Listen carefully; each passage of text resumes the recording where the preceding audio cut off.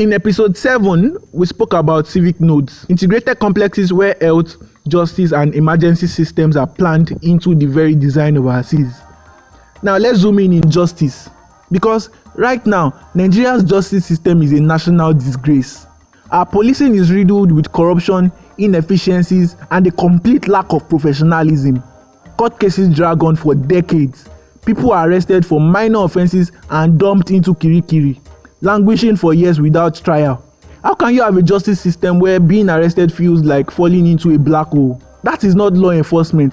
That is chaos by design. In my civic node model, every police station comes as a bundle with a courtroom. A judge on site can process minor offenses on the spot. Traffic violations, petty thefts, noise disturbance, cases reviewed, fine issued, or sentence passed on the same day.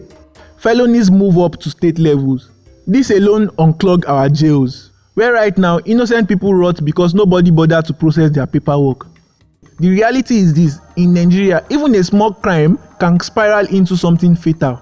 Extortion turn into murder, a traffic stop become a kidnapping. That is why we need a professionalized police force, not glorified thugs in uniform, riding in the back of Toyota Hilux trucks, waving AK-47 like they are extras in an action film. Policing must be methodical, data-driven, and respected. Let's take a page from the advanced system in the United States or in the United Kingdom. A traffic stop should be simple. Officer checks license and registration, issues a ticket or summons, or escalates if something serious is found. Maybe driving under the influence, or if you are driving a stolen vehicle, or you are smuggling. But here is the kicker: the police car itself must be a mobile office. Dash cams, speedometers, a computer hooked to a national police database, radio connected to a live dispatch center, even a mini holding cell at the back seat. Not just a rusty bench. Arrest must be logged instantly, not scribed in dusty paper files. And yes, Nigeria desperately need a national police database linking NIN and BVN. Every arrest, every offense, every warrant, stored, traceable, and protected. This is that database I was talking to you about, where we reach out to all the cities and towns in Massachusetts that have records management systems. And then we map those databases into one larger database where we can search across. I believe we have about 210 or 220 of the 351 municipalities in the Commonwealth, not all of which have their own police department, are contributing to the system. And they all have access to the same data. This happens to be a particular individual we're looking at. And as you look around him, these are the people that are associated with him.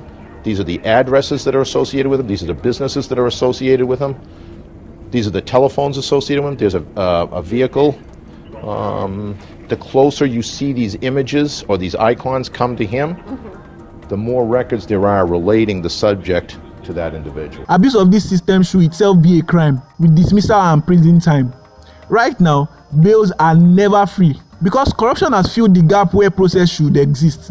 With a proper system, you see a judge within 24 hours. You are fined, bonded, or tried. You repeat the offense, harsher penalties, background checks, criminal record for employers, and professional vetting. All legally assessed and paid for through verified channels. Imagine a Nigerian equivalent of Axon ecosystem: body cams, tasers, cloud-based booking, dispatch center, forensic unit, SWAT for emergencies, detectives for investigation, and proper career ladder within the police, not just random officers hustling for bribe at checkpoints. Look, I want you to see my face in every episode, but I'm not going green screen in low resolution. If you like smart city story and have interest in film and urban development and want to help me make better videos, please subscribe, like, and share to folks that will be interested in this movement. If you have got a buck to spare, support me on Patreon or PayPal. Every bit gets me closer to showing up on camera the way this stuff deserve. The current goal is to get to 1,000 subscribers. Help me get there. You click, I film. Honest trade. Click the subscribe button now. Like, seriously. Now let's continue. And please, enough of AK-47 obsession. Everyday police should carry pistols, tasers, body armor. Rifles are for emergencies and should be stored in the cars. In Europe and America, police are equipped to de-escalate before they shoot. Why is it impossible here? But policing cannot only be top-down. We also need local policing units tied into node systems, neighborhood level officers who are embedded in communities, trained in de-escalation, mediation, and conflict resolutions. These officers will know the people they serve, prevent small disputes from exploding into violence, and rebuild the trust between citizens and the badge. A hybrid model, federal standard, local familiarity, that is how you make policing both effective and humane. The infrastructures must match too. Police stations designed as inspiring civic spaces, with evidence room, forensic labs, holding cells, car repair bays, proper offices. A universal 911 style hotline must work nationwide, linked to dispatch, and the investigation must never depend on bribe. It should be funded by the state transparently. Training must be rigorous. Law students endure years of study.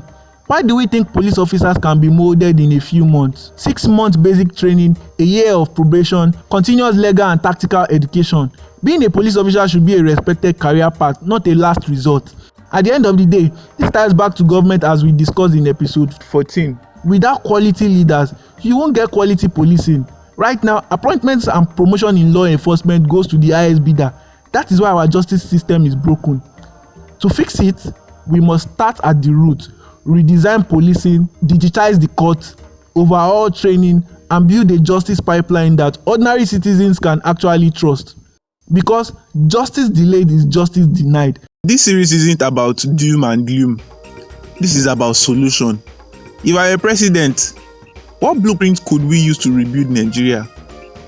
That is what the next 19 episode explores. From agriculture and energy to urban planning, justice, education, media, and foreign policy, we will be laying out how to rewire the nation piece by piece and make it not just survive but thrive.